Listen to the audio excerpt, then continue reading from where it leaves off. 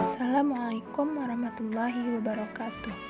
Kami dari kelompok 1 dengan anggota Daniel Putra, Dina Rahmawati, dan Wiana Perista dari Program Studi Pendidikan Agama Islam Fakultas Ilmu Sosial Universitas Negeri Padang.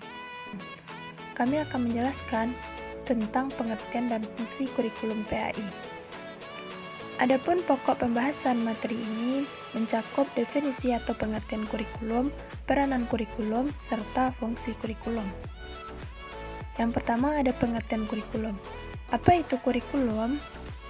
Secara etimologis, kurikulum berasal dari bahasa Latin yaitu kurir, yang artinya pelari, dan kurer yang artinya tempat berlari. Jadi, istilah kurikulum berasal dari dunia olahraga pada zaman Romawi kuno di Yunani, yang mengandung pengertian suatu jarak yang harus ditempuh oleh pelari dari garis start sampai garis finish. Barulah pada tahun 1955, istilah kurikulum dipakai dalam bidang pendidikan dengan arti sejumlah mata pelajaran dalam suatu perguruan.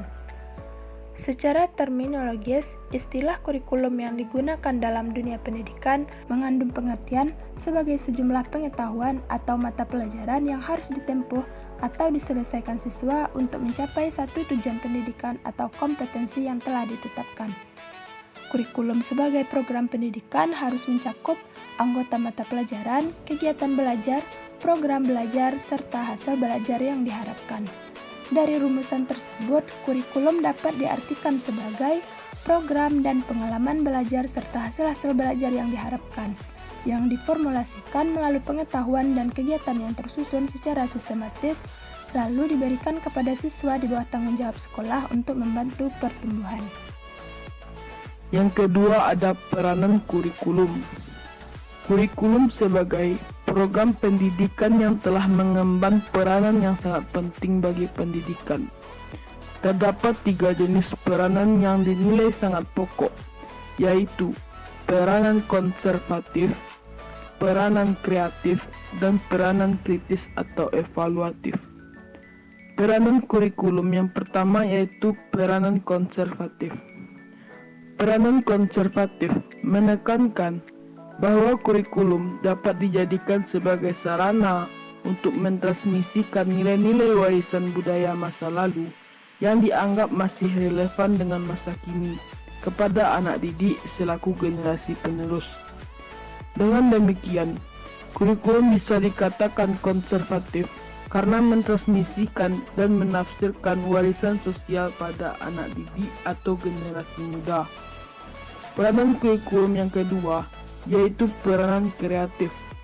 Peranan kreatif yaitu peranan kurikulum untuk menciptakan dan menyusun kegiatan-kegiatan yang kreatif dan konstruktif sesuai dengan perkembangan peserta didik dan kebutuhan masyarakat. Kurikulum itu harus dapat mengembangkan semua potensi yang dimiliki oleh siswa melalui berbagai kegiatan dan pengalaman belajar yang kreatif dan efektif. Kurikulum juga harus dapat merangsang pola pikir dan pola bertindak siswa untuk menciptakan sesuatu yang baru, sehingga bermanfaat bagi dirinya, keluarga, masyarakat, dan negara. Peranan kurikulum yang ketiga yaitu peranan kritis atau evaluatif. Peranan kritis atau evaluatif yaitu peranan kurikulum untuk menilai dan memilih nilai-nilai sosial budaya yang akan diwariskan kepada anak didik berdasarkan kriteria tertentu.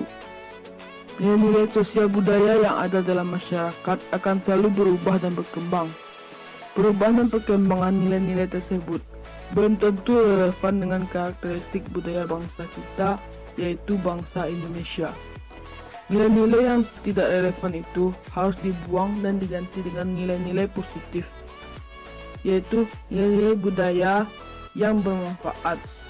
Disinilah peranan kritis dan evaluatif kurikulum sangat diutamakan.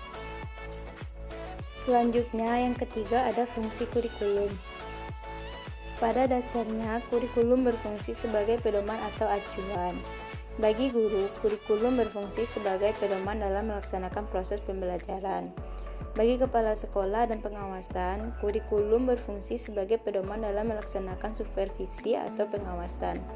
Bagi orang tua, kurikulum berfungsi sebagai pedoman dalam membimbing anaknya belajar di rumah.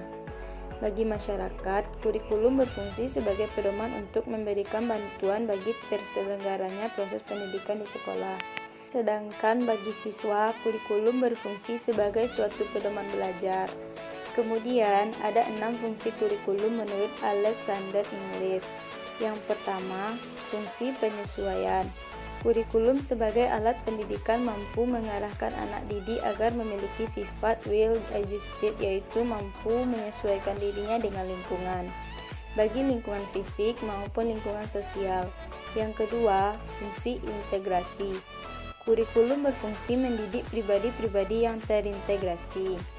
Oleh karena individu itu sendiri merupakan bagian integral dari masyarakat, maka pribadi yang terintegrasi itu akan memberikan sumbangan dalam rangka pembentukan atau pengintegrasian masyarakat. Yang ketiga, fungsi diferensiasi. Pada dasarnya, diferensiasi akan mendorong orang berpikir kritis dan kreatif, dan ini akan mendorong kemajuan sosial dalam masyarakat. Yang keempat, fungsi persiapan. Kurikulum berfungsi mempersiapkan siswa agar mampu melanjutkan studi lebih lanjut untuk jangkauan yang lebih jauh atau terjun ke masyarakat. Mempersiapkan kemampuan sangat perlu, karena sekolah tidak mungkin memberikan semua apa yang diperlukan atau semua apa yang menarik minat mereka. Yang kelima, fungsi pemilihan. Antara perbedaan dan pemilihan mempunyai hubungan yang erat. Pengakuan atas perbedaan berarti pula diberikan kesempatan bagi seseorang untuk memilih apa yang diinginkan dan menarik minatnya. Ini merupakan kebutuhan yang sangat ideal bagi masyarakat yang demokratis, sehingga kurikulum perlu diprogram secara fleksibel. Dan yang terakhir, fungsi diagnostik. Salah satu segi pelayanan pendidikan adalah membantu dan mengarahkan para siswa agar mereka mampu memahami dan menerima dirinya sehingga dapat mengembangkan semua potensi yang dimiliki.